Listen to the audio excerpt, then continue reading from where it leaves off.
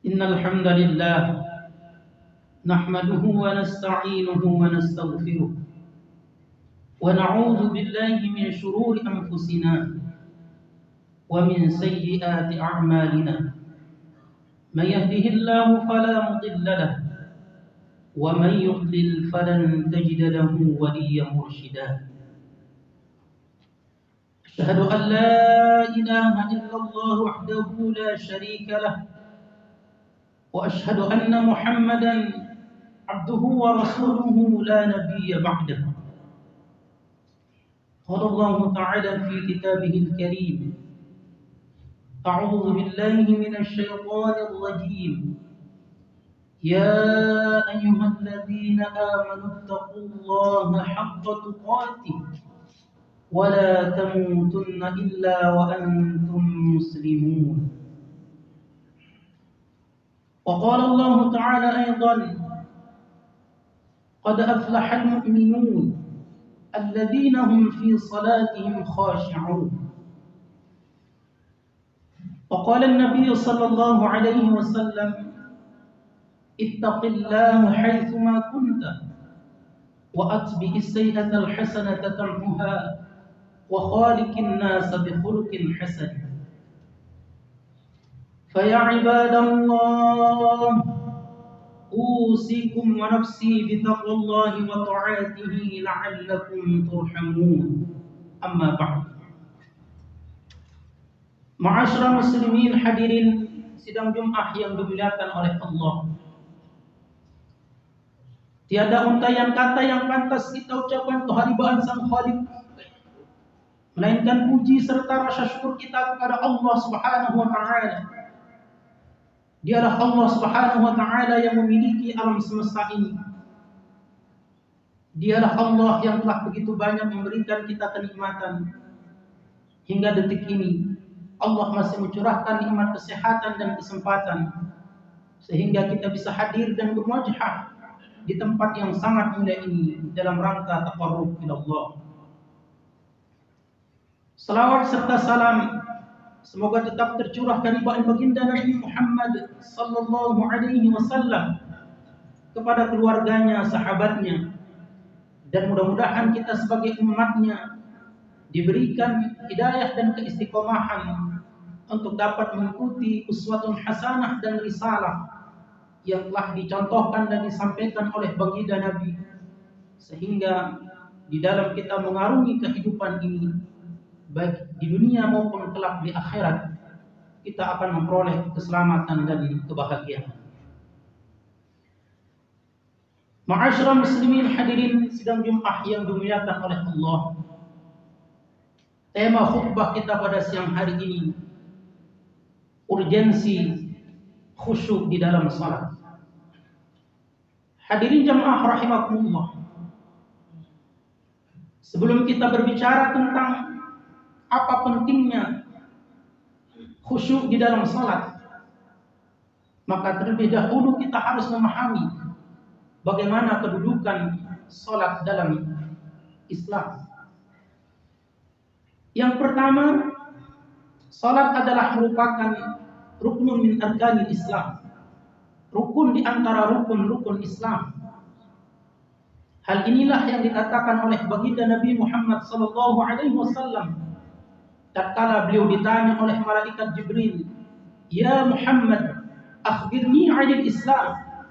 Wahai Muhammad, beritahu aku apa yang dimaksud dengan Islam.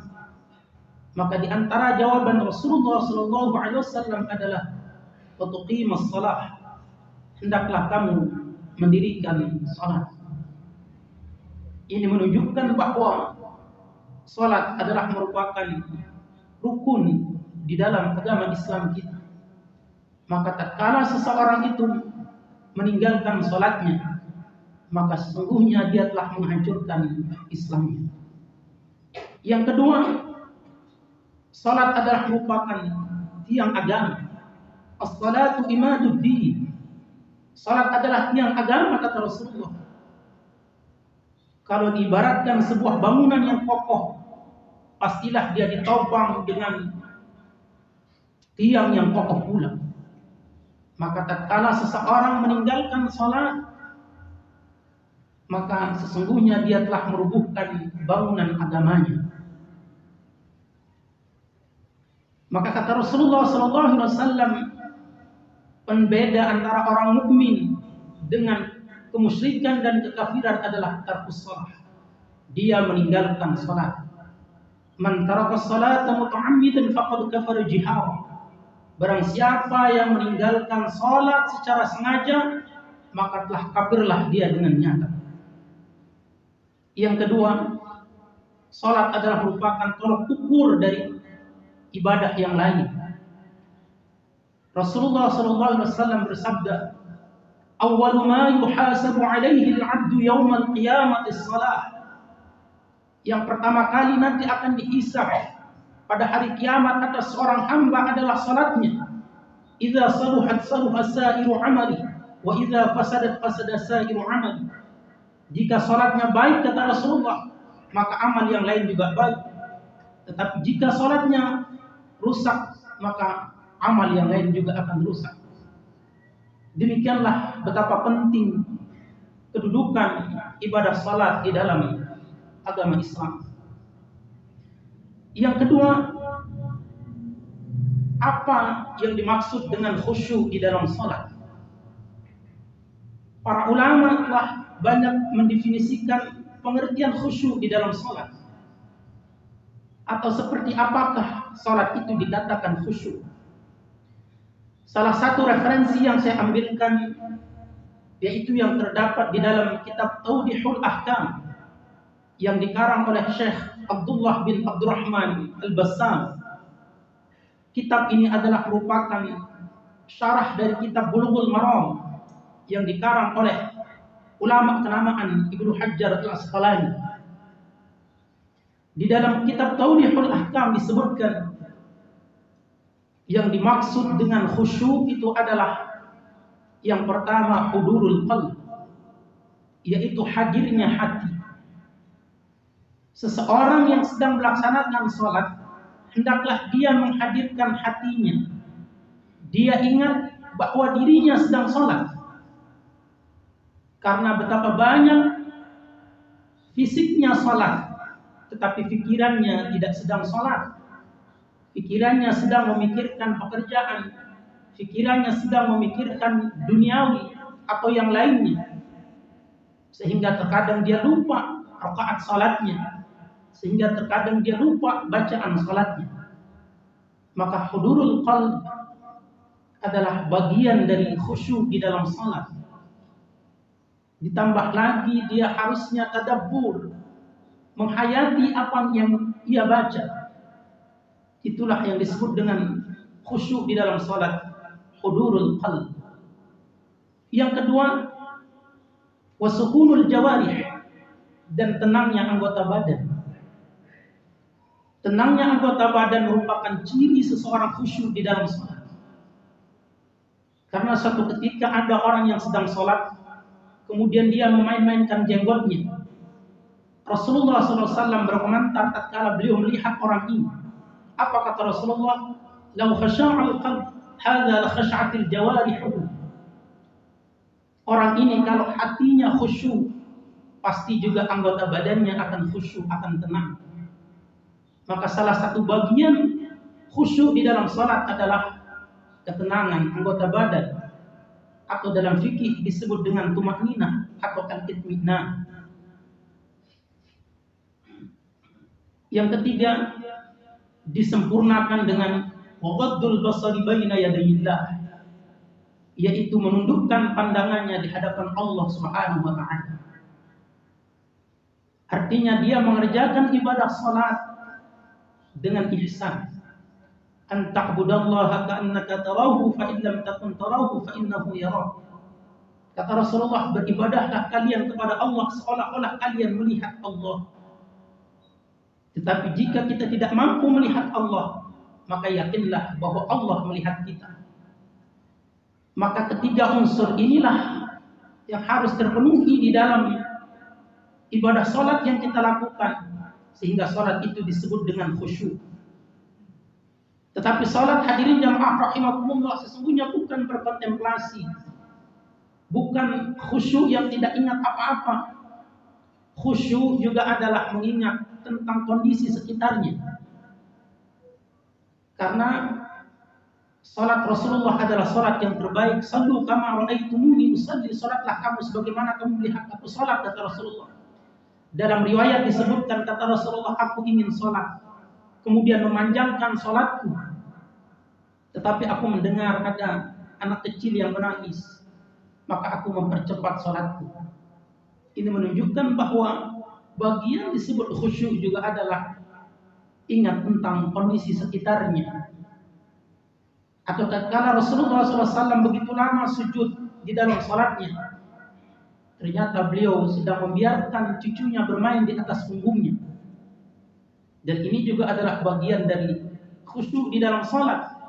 Karena selagi kita tetap menghadirkan hati, sadar, mengingat Allah, sadar kita sedang salat, maka sesungguhnya itulah khusyuk. Ma'asyiral muslimin hadirin sidang Jumat yang dimuliakan oleh Allah. Kemudian apa pentingnya khusyuk di dalam salat? Yang pertama adalah merupakan syarat diterimanya ibadah salat kita. Memang salat yang dilakukan jika terpenuhi rukun dan syaratnya, maka salat itu sah. Tetapi pertanyaan tidak berhenti di situ. Apakah salat kita diterima atau tidak? Itu yang terpenting. Maka syarat diterima ibadah salat adalah hendaklah dilakukan dengan khusyuk. Apa sebabnya? Suatu ketika ada orang yang sedang salat, kemudian tatkala dia selesai salat, Rasulullah SAW menyuruh dia untuk mengulangi salatnya. Tusalli fa innaka lam tusalli, kata Rasulullah. Salat kamu karena sesungguhnya kamu belum salat. Maka orang ini mengulangi salatnya lagi. Tatkala dia salam, lagi-lagi Rasulullah SAW menyuruh dia untuk mengulangi salatnya. Tusalli fa innaka lam tusalli, salat kamu karena kamu belum salat, kata Rasulullah. Orang ini kemudian mengulangi lagi salatnya. Tatkala dia salam, lagi-lagi Rasulullah menyuruh dia mengulangi salatnya. Orang ini mengatakan, ya Rasulullah, ini adalah salat yang terbaik yang aku bisa. Alimni, ajarkan aku bagaimana salat yang terbaik. Maka dalam riwayat yang panjang, riwayat ini juga dinukil oleh Ibnu Hajar Al-Asqalani dalam kitab Bulughul Maram, menyebutkan Rasulullah mengajarkan orang ini, jika kamu salat, maka awalilah dengan takbiratul ihram, kemudian bacalah apa yang mudah bagimu, kemudian ruku'lah dengan tumakninah, i'tidallah dengan tumakninah, kemudian sujudlah dengan tumakninah, kemudian bangkit dari sujud dengan tumakninah, kemudian sujud kembali dengan tumakninah. Demikianlah kamu melakukan setiap rakaat di dalam salatmu, kata Rasulullah. Para ulama dalam syarah hadis ini, karena orang itu terburu-buru di dalam salatnya, dia tidak tenang di dalam salatnya, maka Rasulullah SAW menyuruh orang ini untuk mengulangi salatnya, karena salatnya tidak dilakukan dengan khusyuk. Karena khusyuk adalah harus terpenuhi al-itminan, tumakninah. Yang kedua, dengan salat khusyuk maka seseorang akan menggapai yang disebut dengan nafsul mutmainnah. Jiwanya akan tenang. Aqimis salata li dzikri, kata Allah Subhanahu wa taala. Dirikanlah salat untuk mengingatku. Alladzina amanu wa tatma'innu qulubuhum bi dzikrillah. Orang-orang mukmin itu hatinya akan menjadi tenang karena mengingat Allah. Ala bi dzikrillah tatma'innul qulub. Oleh karena itu, hanya dengan mengingat Allah lah hati seseorang itu akan menjadi tenang. Maka dengan melaksanakan salat, maka dia akan menggapai ketenangan jiwa. Kemudian yang ketiga, dia akan memperoleh keberuntungan. Qad aflahal mu'minun. Sungguh beruntung orang-orang mukmin, alladzina hum fi salatihim khashi'un, yaitu orang-orang yang mengerjakan salat secara khusyuk. Bahkan keberuntungan bagi orang-orang mukmin itu jika disempurnakan dengan dia menjaga waktu-waktu salatnya. Dalam lanjutan ayat ini Allah Subhanahu wa taala menyebutkan, walladzina hum 'ala salawatihim yuhafizun ulaika humul warithun. Dan bagi orang-orang yang mampu menjaga waktu-waktu salatnya, mereka adalah waris, kata Allah. Apa yang akan diwarisi oleh orang-orang yang mampu menjaga salatnya, mampu menjaga waktu-waktu salatnya? Alladzina yarithuna al-firdausa hum fiha khalidun. Dia akan mewarisi jannatul firdaus, yang merupakan surga yang paling derajat tertinggi. Inilah keberuntungan bagi orang-orang yang melakukan sholat secara khusyuk dan dia mampu menjaga waktu-waktu sholatnya. Mudah-mudahan kita mampu melaksanakan sholat secara khusyuk sehingga kita akan mendapatkan sholat yang diterima di sisi Allah Subhanahu wa taala. Barakallahu li wa lakum fil Qur'anil 'azim wa nafa'ani wa iyyakum bima fihi minal ayati wadh-dhikril hakim. وتقبل مني ومنكم تلاوته إنه هو الغفور الرحيم. اللهم صل على سيدنا محمد وعلى آل سيدنا محمد.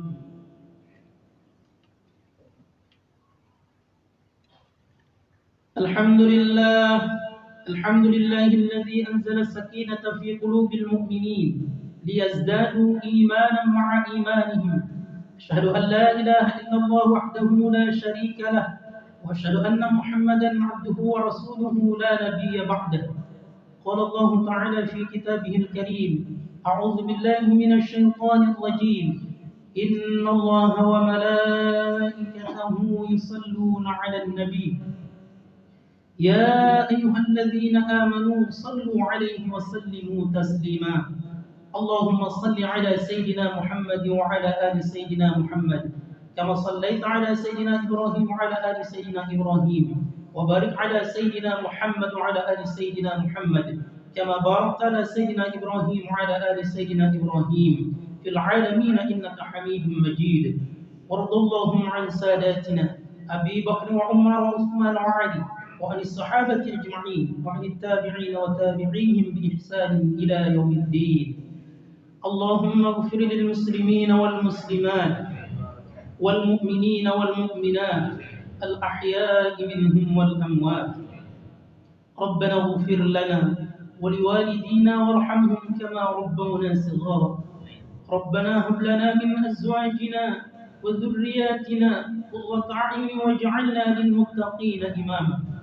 اللهم أصلح لنا ديننا الذي هو عصمة أمرنا، وأصلح لنا دنيانا التي فيها معاشنا، وأصلح لنا آخرتنا التي فيها معادنا، واجعل الحياة زيادة لنا في كل خير، واجعل الموت راحة لنا من كل شر. اللهم إنا نعوذ بك من جهد البلاء ودرك الشقاء وسوء القضاء وشماتة الأعداء. اللهم ادفع عنا الغلاء والبلاء والوباء والفحشاء والمنكر والسيوف المختلفة والشدائد والمحن ما ظهر منها وما بطن من بلدنا إندونيسيا خاصة ومن بلدان المسلمين عامة، إنك على كل شيء قدير. ربنا ظلمنا أنفسنا وإن لم تغفر لنا وترحمنا لنكونن من الخاسرين. ربنا آتنا في الدنيا حسنة وفي الآخرة حسنة وقنا عذاب النار. عباد الله، إن الله يأمر بالعدل والإحسان وإيتاء ذي القربى وينهى عن الفحشاء والمنكر والبغي يعظكم لعلكم تذكرون. فاذكروا الله يذكركم ويذكروا من فضله يعطيكم ولذكر الله أكبر والله يعلم ما تصنعون.